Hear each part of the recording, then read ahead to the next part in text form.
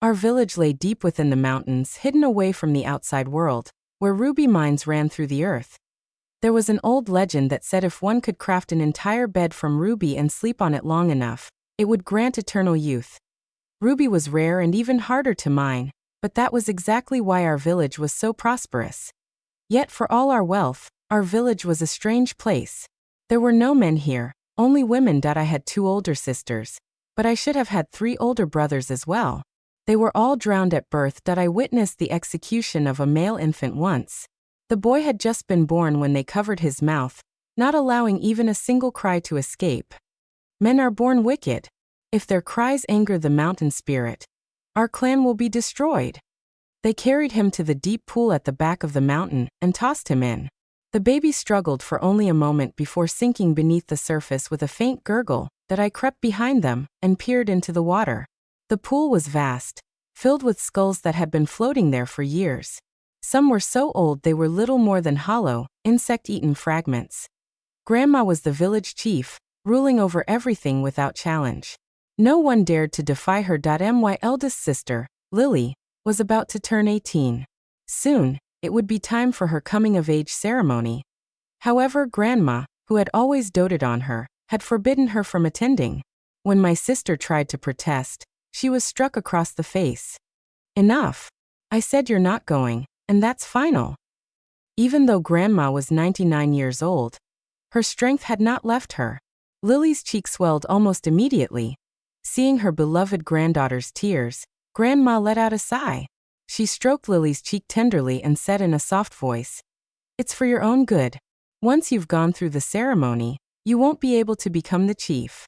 Lily's eyes lit up. "You want me to become the next chief?" Grandma smiled but said nothing. Her withered fingers traced Lily's pale arm, and her usually cloudy eyes gleamed with a sharp, knowing light. The young women of the village, all dressed in their finest robes, lined up to enter the ancestral hall. One by one, they came out with flushed faces and wore shy smiles. Some could barely walk straight, their legs pressed tightly together as they stumbled out. Lily grabbed one of the girls who had just stepped out and asked what the ceremony was about.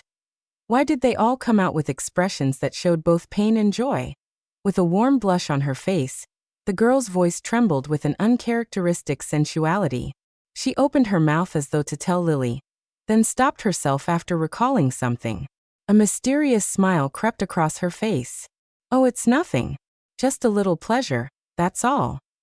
Lily woke me up in the middle of the night to keep watch while she sneaked into the ancestral hall to find out what was going on. "But Grandma said if you want to be the chief, you can't go through the ceremony," I reminded her. Lily's grip tightened on my wrist. "This stays between us. If Grandma finds out, I'll know you snitched. Why shouldn't I be allowed to attend? Grandma just doesn't want me to experience any fun." Her eyes sparkled, full of anticipation. It was like she already knew what secrets the ancestral hall held. The night was eerily silent, and the dim candle light flickered through the cracks of the hall's door. The flames dancing in the wind I hid in the shadows, swatting at mosquitoes. The sharp slaps echoed in the stillness. Huh? Something was not right.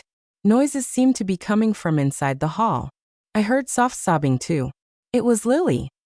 "Lily, are you okay?"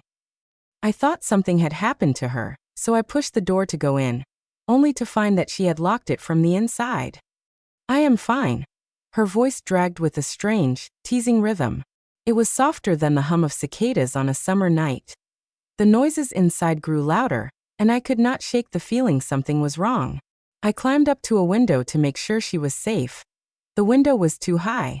I could not see much of the room even if I stood on my tiptoes. Still, I could make out there were 4 thick iron chains tied to the pillars, rattling violently as though something was straining against them. I could see Lily sitting there in only her fitted undergarments. Her smooth back arched and undulated sensually, rising and falling in a steady rhythm. I clung desperately to the windowsill, wanting to get a better view. However, my grip slipped, sending me tumbling down. I twisted my ankle as I fell. I urged Lily to hurry back, but despite her assurances that she would, it took her a full hour to finally come out. When she finally appeared, I was leaning against the wall, massaging my aching ankle.